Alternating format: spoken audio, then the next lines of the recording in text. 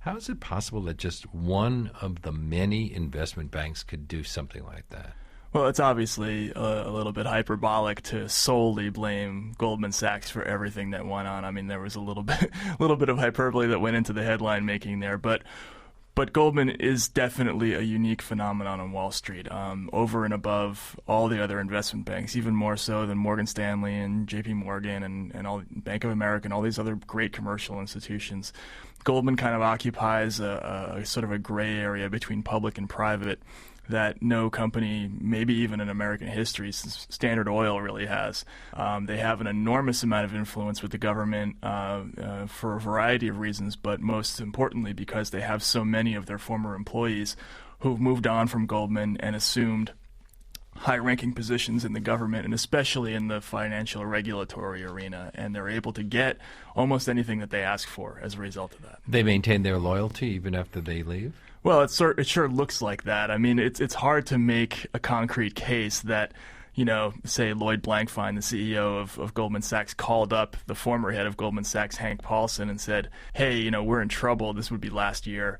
AIG owes us $20 billion, and we're going to lose it if they go bankrupt. So can you get a taxpayer bailout of AIG, and can you give us a lot of that money? Well, we can't make that case. We do know that Lloyd Blankfein was in the room when the AIG bailout happened.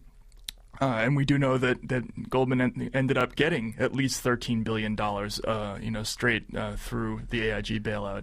So, we know that these things, all the appearances are that Goldman gets pretty much everything that it asked for. And I talked to a lot of people who said it's almost impossible to argue that there wasn't securities fraud there, because what Goldman was doing, and not just Goldman, obviously other investment banks were doing the same thing, but Goldman was kind of alone in the sense that they were betting against this stuff. They were taking these gigantic bundles of subprime mortgages, and these were terrible mortgages. They had in one deal that they did, the average equity to value ratio in the mortgage was 99.21%, which means there was almost no money in these houses. People were putting nothing down.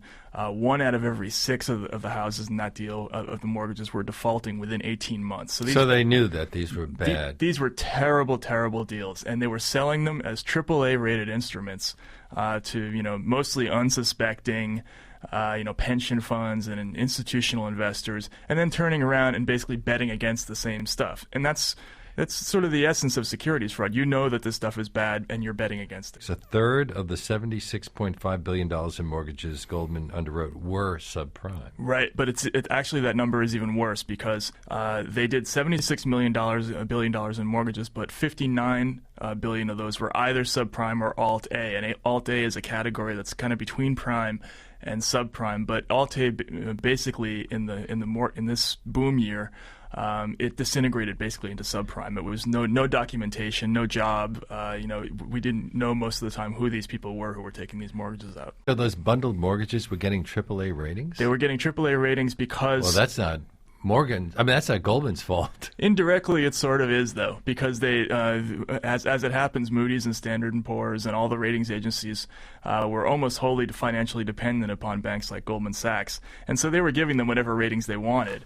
It was manifestly obvious to everybody in the business as early as 2005 and 2006 that these mortgage-backed securities were not as safe as Treasury bonds. I mean, they should not have gotten AAA ratings, but they were.